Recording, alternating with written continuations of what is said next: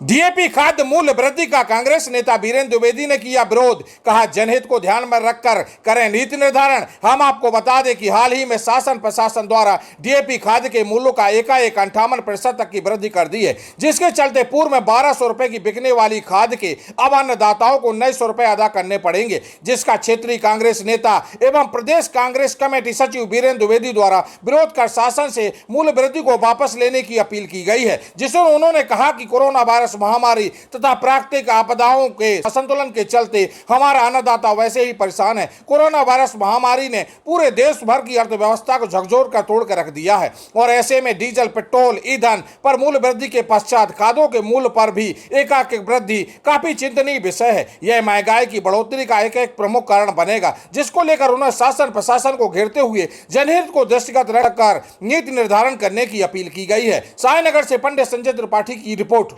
अभी हाल ही में सरकार के द्वारा जो डीएपी में मूल्य वृद्धि की गई है, उसके पहले डीजल और पेट्रोलियम पदार्थों पर जो वृद्धि की गई है, उससे कृषि के क्षेत्र में बहुत ही प्रतिकूल प्रभाव पड़ेगा।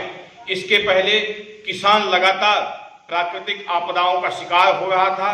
खेती किसानी में असंतुलित वर्षा और नेचर के सपोर्ट नहीं मिलने के कारण प्रोडक्शन पर बड़ा प्रतिकूल असर पड़ा था।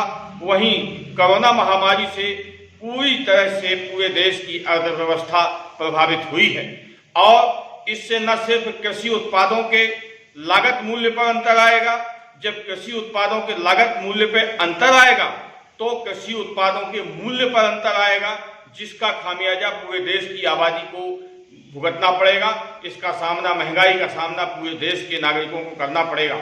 मैं सरकार से मांग करना चाहता हूं कि तत्काल जो बढ़ी हुई उर्वरक खादों की मूल्य वृद्धि है उसको वापस ले, डीजल पेट्रोलियम पदार्थों की मूल्य वृद्धि को वापस ले, उसके मूल्य को कम करे। जब प्राकृतिक महामारी आती है, प्राकृतिक असंतुलन होता है, तो ऐसे में सरकार से सहायता और संरक्षण की अपेक्षा की जाती है।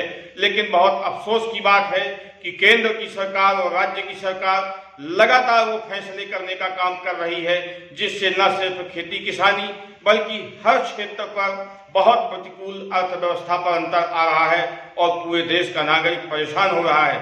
इसलिए मैं इस देश के प्रधानमंत्री नरेंद्र मोदी जी से और राज्य के मुख्यमंत्री शिवराज सिंह चौहान जी से निवेदन करता हूं कि जनहित को ध्यान में रखते हुए नीतियों का निर्धारण करें।